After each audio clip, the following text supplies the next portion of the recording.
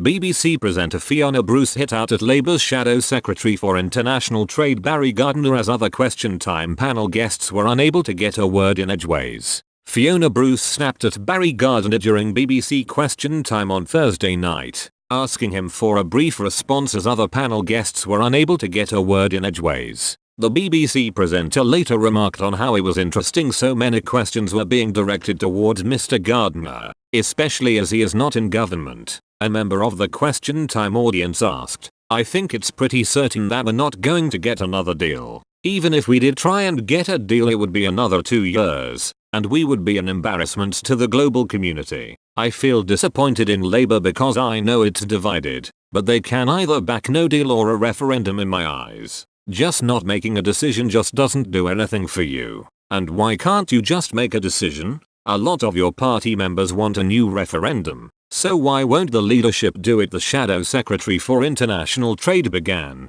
"Can I?" Ms. Bruce interjected. "Briefly, because we've heard a lot from you and there's 2 people who haven't got a word in edgeways so far." Mr. Gardiner continued, "Look, I understand that frustration. But I think when you're confronted with a false dilemma, what you try and do is you try and steer a course that doesn't accept any of the falsehoods that you're being given. And what we've tried to do is we've tried to bring the 2 parts of our country together. That was an honorable thing to do. Unfortunately we failed. Now you say, well, in that case let's go to a second referendum. We don't have in the opposition the votes in Parliament to insist on that. We can't introduce legislation," the audience member replied. "But your support would be good," the Labour MP for Brent North said, "but it's part now of our policy that we would say absolutely, if we can get a second referendum, and I voted for it in those indicative votes as did most of my party. We voted for that in the indicative votes, and what we're saying now is we have to now be in that position where we say we have to go back to the people on this.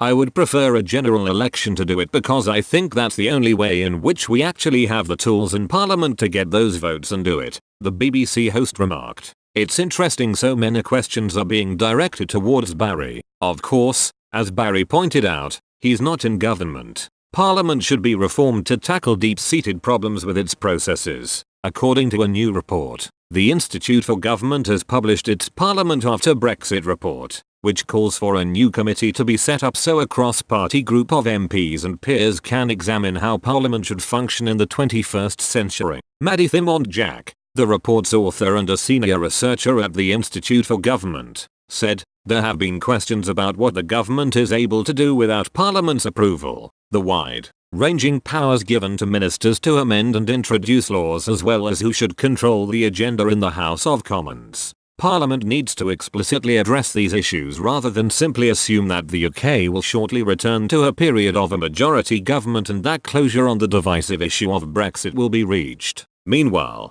Brexit remains on a knife edge over domestic politics. Prime Minister Theresa May announced her resignation last week following a backlash over her latest Brexit deal, kicking off the battle for Tory leadership. Forest of Dean MP Mark Harper threw his hat into the ring last night, bringing the total number of candidates to 12. Former Foreign Secretary Boris Johnson is the favourite to win the leadership race.